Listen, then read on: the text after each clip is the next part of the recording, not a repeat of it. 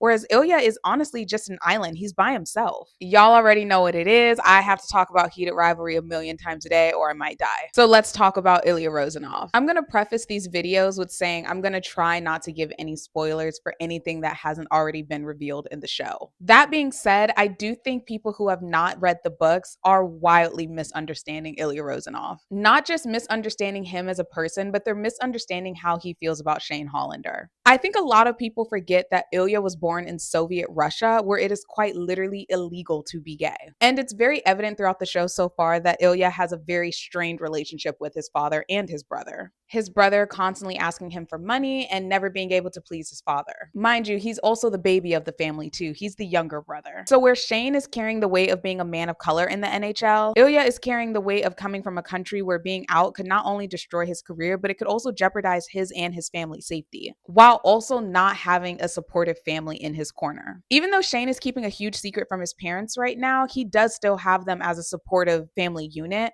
whereas Ilya is honestly just an island. He's by himself. He can't call up his brother if he needs advice. He can't talk to his father if he needs support. It is just him. And his father quite literally never lets Ilya forget that he is a disappointment. And it's really evident in this scene in episode 1. Ilya was just selected as the NHL's #1 draft pick. And during a time when his father should be congratulating him and happy that he reached his goal, instead he's talking to a representative from the team and saying that Ilya's lazy. To me, this is all the context you need in the show to realize that Ilya does not have a support system behind him. And the parallel between that scene and this scene in episode 4 honestly just warms my heart. Ilya self-deprecatingly says that he's lazy. And without hesitation, Shane immediately says, "I don't know that side of you."